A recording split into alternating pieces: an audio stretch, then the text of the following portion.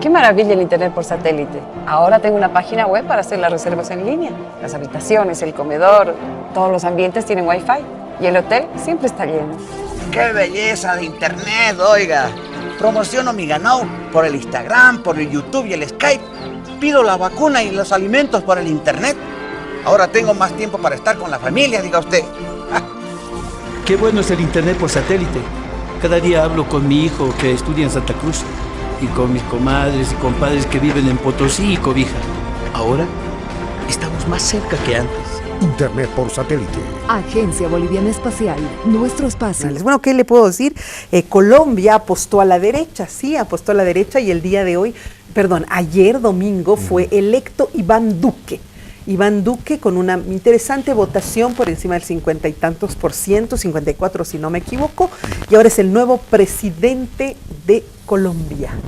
Así fue. Manuel, ¿qué opinas?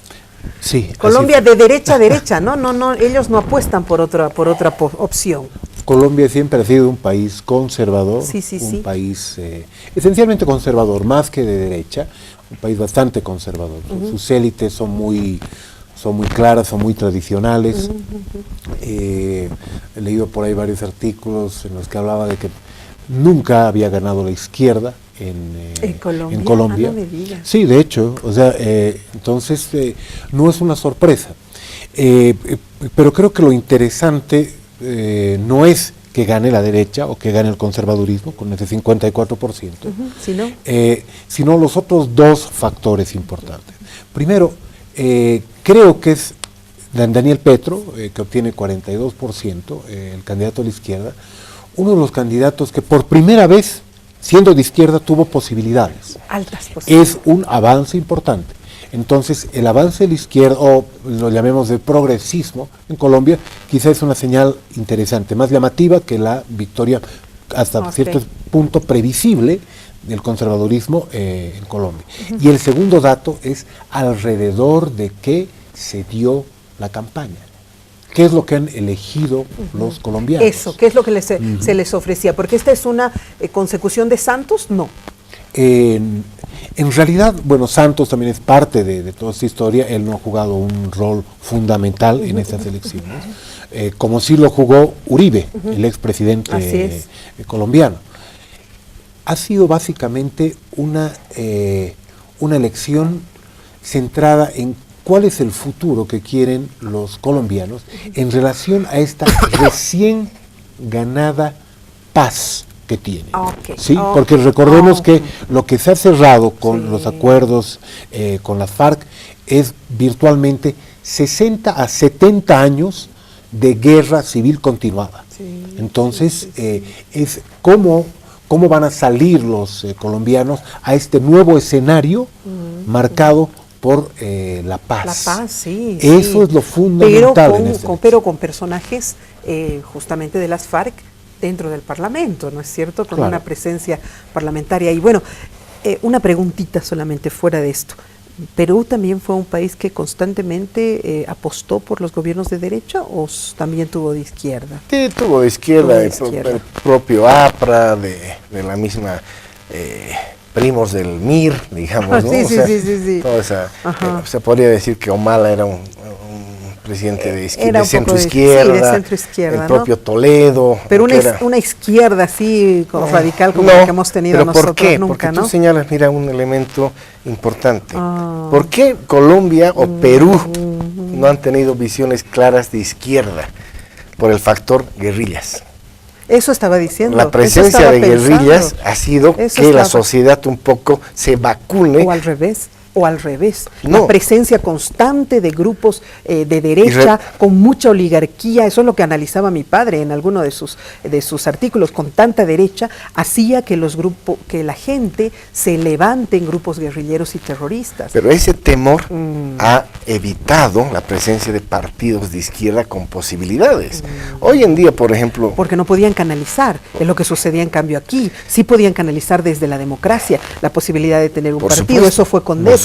Pero si nos hubiéramos quedado eternamente con partidos de derecha... Acá no hemos tenido guerrillas de la magnitud que ha tenido el Perú. Porque se pudo canalizar. Claro, nuestra democracia ha sido un poco más sabia, ha dado unos oxígenos importantes. Yo siempre dije, si no había CONDEPA, eso hubiera sido esa gente hubiera claro. sido Sendero Luminoso, Alto Perú, ¿no es cierto? Y las desigualdades. Ajá. Y la exclusión del Estado histórico, etcétera, podía haber dado. No se ha dado. La experiencia del Che Guevara fue un fracaso, por lo tanto, pero sin embargo hay que anotar eso que tú decías, que en Perú y Colombia los partidos de izquierda están un poco, no voy a decir proscritos, pero de alguna manera con mucho menos posibilidades de llegar a la toma efectiva del poder.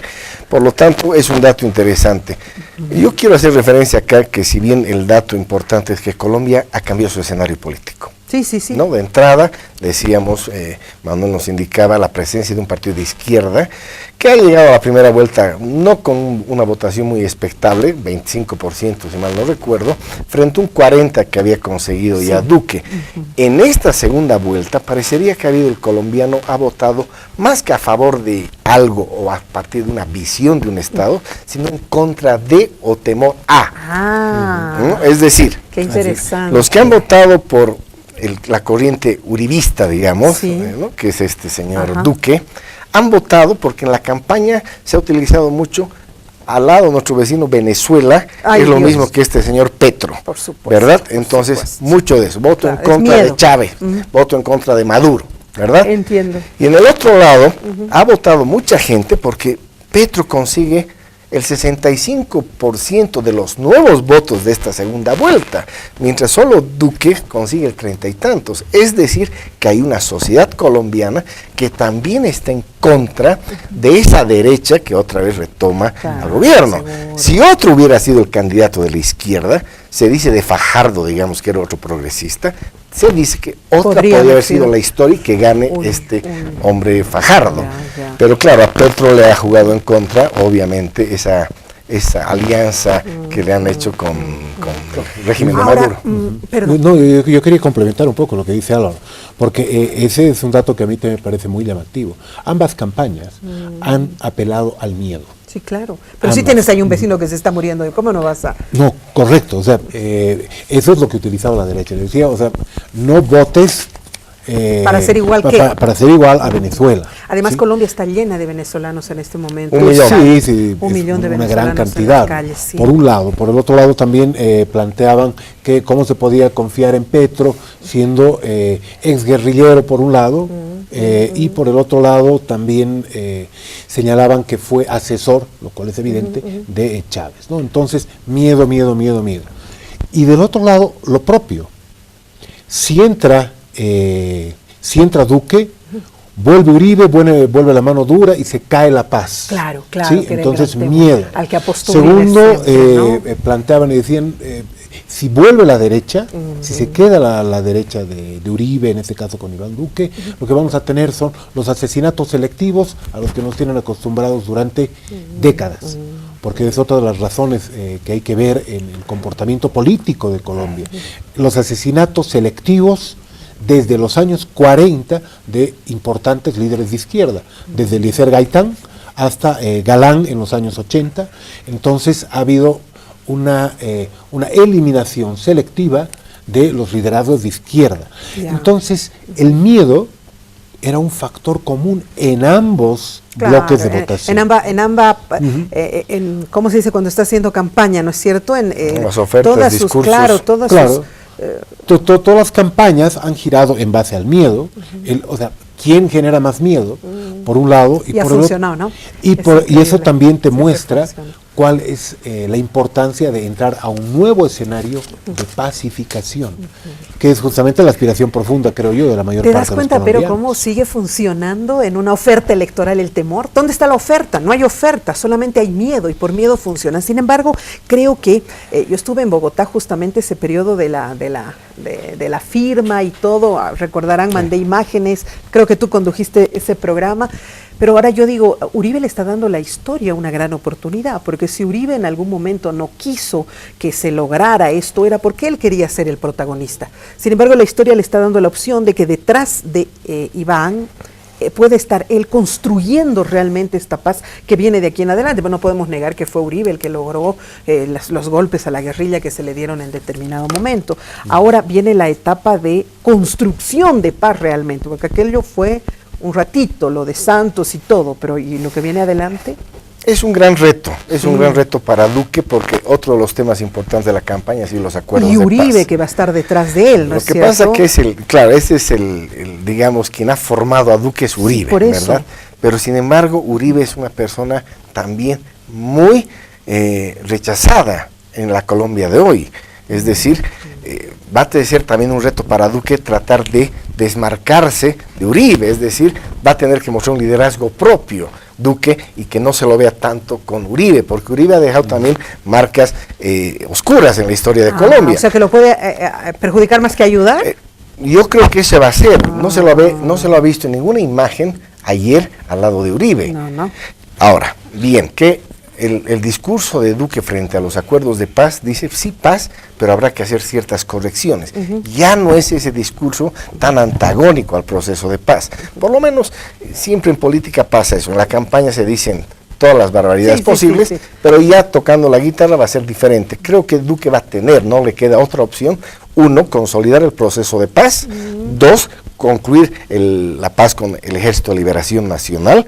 Y obviamente va a tener un contexto internacional que tenemos que identificar a Duque otra vez con aliados como Chile, Argentina, Brasil y Estados Unidos, o sea, por supuesto. Otra vez de nuevo se vuelve a poner como de otro color, ¿no es cierto? Un soldado más en esta otra cambio de sistema que se está dando en la región. En este caso, Duque representa a la derecha más fuerte, digamos, y eso le viene bien a Estados Unidos y le viene muy mal a Maduro, ¿verdad? Porque no olvidemos que Santos hizo todo el proceso de paz, también con la ayuda de Cuba, con la ayuda del presidente Chávez. Por supuesto. Hoy hay una ruptura ya ideológica con esos aliados, por lo tanto la tiene también difícil y va a tener que ser un cirujano político Duque para que Colombia no vuelva a estos asesinatos que dice esa inestabilidad y esa violencia. A lo que se ha vivido.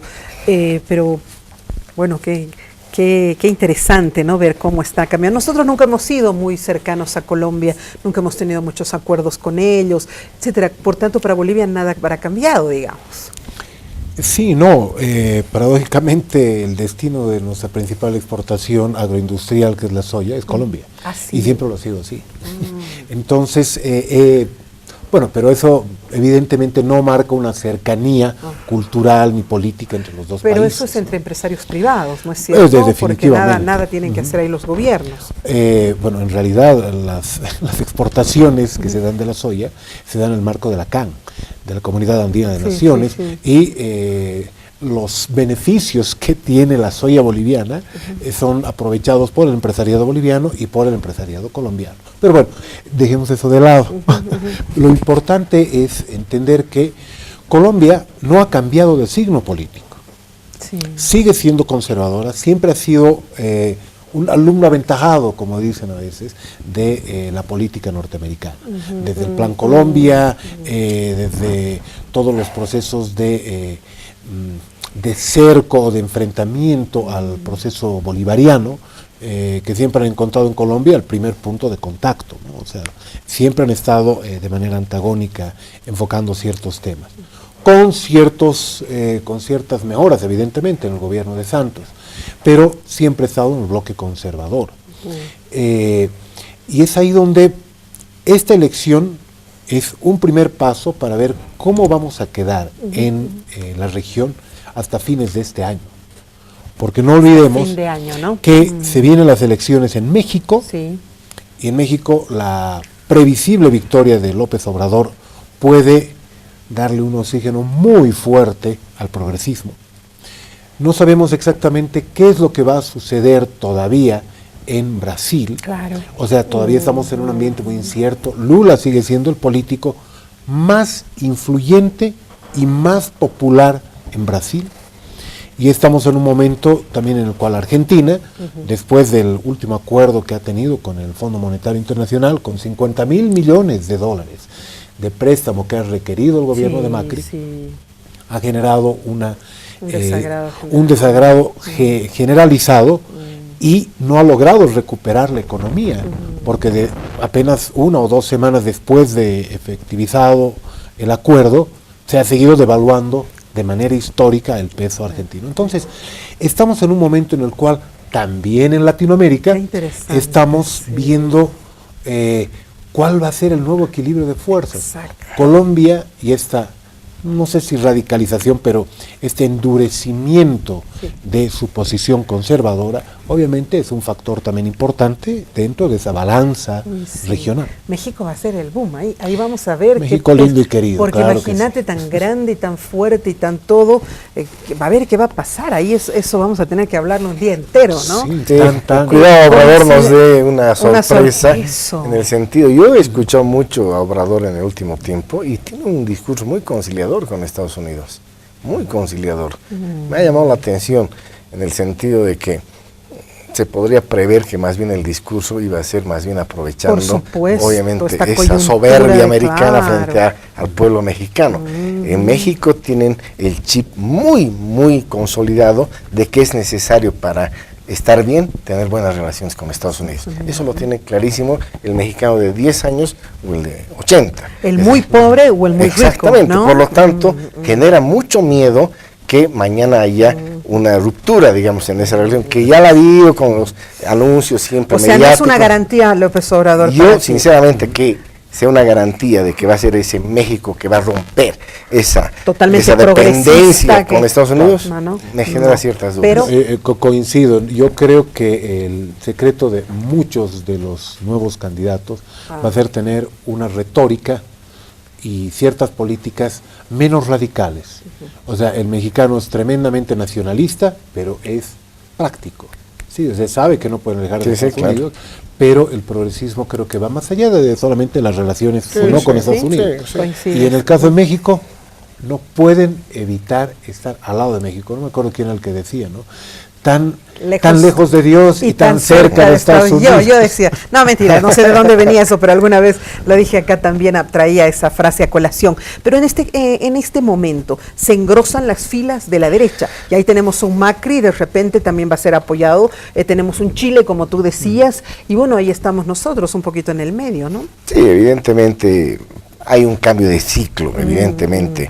Se puede decir que en el tema de Macri hay una crisis económica que no está acompañando, pero sin embargo parecería que en la Argentina el voto a Macri no ha sido tanto al señor Macri, sino más bien a terminar un proceso que doña Cristina se encargó de un poco de desgastarlo, creo Así que es. hasta llevar a sus últimas instancias, ¿verdad?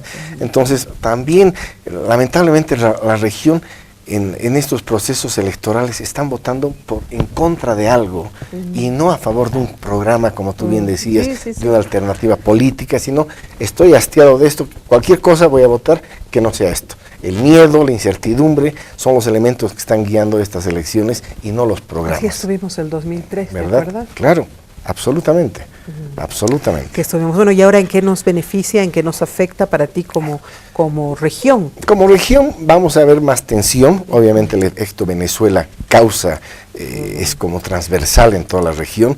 Vamos a ver un presidente en Colombia mucho más duro, con el presidente Maduro, y eso va a tener sus efectos obviamente colaterales con gobiernos como el nuestro, de alguna manera, con Bolivia, que si bien no tenemos una relación estratégica con Colombia, si bien comercial, como bien lo indicaba Manuel, puede afectar en el área política que estemos sin contar con Colombia en este caso, en cualquier gestión que podamos hacer. La región está cambiando, hay que adaptarse, creo que como Bolivia le queda simplemente no ideologizar mucho las relaciones diplomáticas, sino garantizar que nuestros intereses sean llevados a cabo. Es decir, en ese contexto, salvo Chile, que tenemos una agenda jurisdiccionalizada, tenemos que estructurar mejores Pero relaciones. así lo veo a Bolivia, yo no lo veo a Bolivia, un país que esté siendo absolutamente radical. Inclusive veo muchísima cautela hasta con el tema Venezuela. No deja de ser un amigo, no deja de ser un hermano, un socio, pero yo veo a Bolivia mucho más cauta. No, estamos siendo cautelosos. Lo que no estamos haciendo es estructurar relaciones estratégicas con nuestros vecinos. Eso es lo que no estamos haciendo. Políticamente nos estamos cuidando, nos estamos manejando de manera como equilibristas, etcétera, y está muy bien. Pero eso es bueno. Pero hay que dar un paso más. Hay que dar un paso más. O sea, tú dices fortalecer otras relaciones. ¿Con quién, por ejemplo? Pero con todos los países, ¿no? Tenemos buenas relaciones. Con Argentina es el gas. Con Brasil lo propio. Políticamente tenemos que dar ya pasos más importantes. Si bien hemos cerrado un ciclo de relaciones con Estados Unidos, no podemos solo pensar en China o Rusia. Tenemos un patio muy interior cercano, nuestro, claro, sí. donde hay que trabajar. El Perú, por ejemplo. El Perú es fundamental. Y claro, y aquí lamentablemente hay que sacar nomás a relucir ciertos efectos que marcan nombramientos diplomáticos, ¿verdad? Es decir, no estamos a la altura de eso. ¿Quién está nuestro embajador? ¿Quién es nuestro embajador allá? En Perú.